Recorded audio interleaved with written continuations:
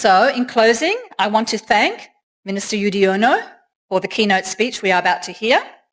And I also want to congratulate the World Bank for producing this important report and for bringing us all together today. We hope today's discussion will bring new ideas and action so that more people can have a place to call home and a sense of community and belonging. Terima kasih banyak.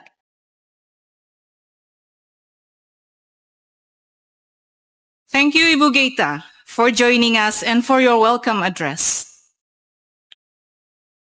Dear Bapak dan Ibu, we were deeply honored to have Bapak Agus Harimurti Yudhoyono, the Coordinating Minister of Infrastructure and Regional Development, scheduled to deliver his remarks at today's event. However, due to the Coordinating Minister's latest official travel plan, Bapak Agus Yudhoyono is regrettably unable to join us in person. Nevertheless, we are pleased to share that Bapak Agus Harimurti Yudhoyono has graciously recorded a special message on this occasion. May I kindly invite you to direct your attention to the screen for the video remarks from Bapak Agus Harimurti Yudhoyono.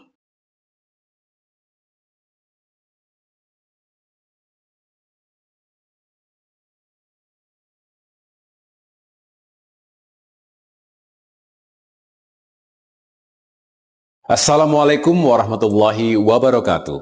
May peace and blessing be upon us all. Salam sejahtera untuk kita semua. Shalom. Om Swastiastu. Namo Buddhaya. Salam kebajikan. Your Excellencies, Ministers, Ambassadors, distinguished colleagues, esteemed development partners, ladies and gentlemen. Thank you for joining us. While I regret not being with you in person, I am currently representing Indonesia at the BRICS Urbanization Forum in Brasilia. Still, I am pleased to contribute to this important launch of the Indonesia Economic Prospects Report and to share a few reflections on the path ahead. Let me begin by thanking Ms. Caroline Turk and the World Bank team. Your continued partnership and this timely, substantive report are deeply appreciated. It helps us see not just where we stand, but where we must go. President Prabowo Subianto has laid out a bold vision to strengthen food, water, and energy security through integrated and sustainable infrastructure. As Coordinating Minister for Infrastructure and Regional Development, I am often asked, what will it take to achieve Indonesia's aspiration of 8% growth? My answer is simple.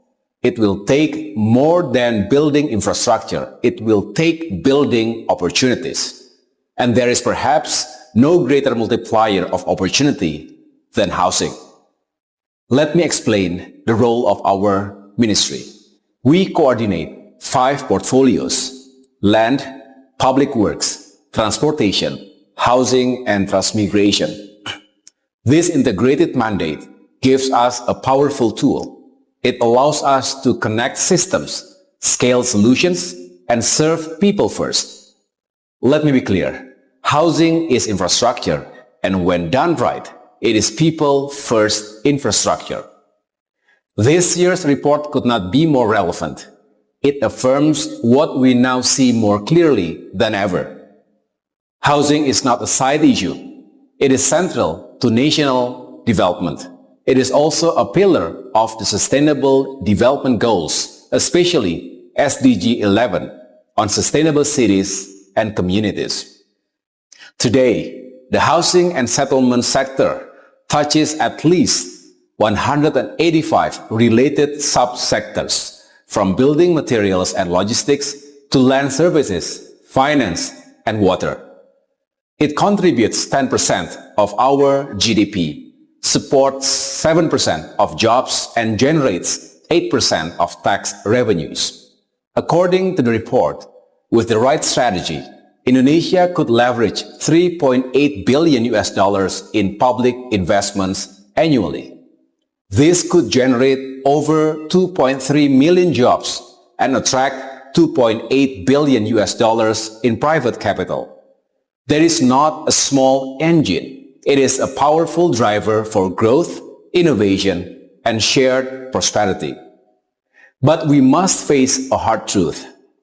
Too many Indonesians, especially in low-income groups, are still locked out of safe, affordable, and climate-resilient housing. That is why, under President Prabowo Subianto's leadership, we are committed to delivering 3 million housing units per year. Distinguished guests, ladies and gentlemen, we must think of housing not as an endpoint, but as an entry point. An entry point to jobs, to education and health, to vibrant local economies and climate-resilient communities. And we must think long-term. By 2045, over 70% of Indonesians will live in cities. This urban shift will reshape how we plan, finance, and deliver infrastructure. Urban housing, transit-oriented development, spatial equity. These will be defining challenges of our generation. The road from homes to jobs to prosperity is not abstract. It is practical, it is local, and it is achievable if we choose to act differently. That means blending public investment with private capital. It means every rupiah must stretch further. It means accelerating land reform, not just to unlock land, but to unlock dignity and justice. It means rethinking neighborhoods as gateways to mobility and opportunity. And it means building better before disaster strikes, especially now in this era of climate volatility. We must also consider the broader economic context. Despite global uncertainties, our agriculture and service sectors showed resilience in the first quarter of 2025. With the right policies and bold reforms in housing and infrastructure, our growth trajectory can go well beyond current levels. In the coming months, our ministry will work closely with key stakeholders. Together, we will advance an integrated framework linking housing to transportation, employment, and land services. At the same time, we will partner with mayors and governors. We will develop practical planning tools and streamline regulations. This will help implementation move faster and reach further. This is what future-proof, inclusive growth looks like. And we invite all partners to walk this path with us. Help us build a future of hope and opportunity from urban fringes to forest frontiers. In closing, I return to the same question. What will it take to reach 8% growth? It will take brave reforms, bold investments, and most of all, putting people at the center of our development. Let us begin with homes, build forward with jobs, and deliver prosperity that reaches every corner of our archipelago.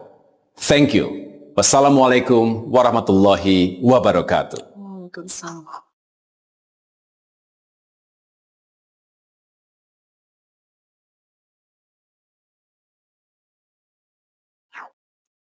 Thank you very much, Pak Agus, for your remarks and insights.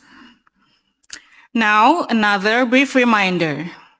For our online participants connecting through Zoom, please note that you may switch to Bahasa Indonesia or English interpreters using buttons at the bottom of your screen. You can switch language during any part of the event. For participants here with us in Suhana Hall, interpreter devices are available at the back of the hall.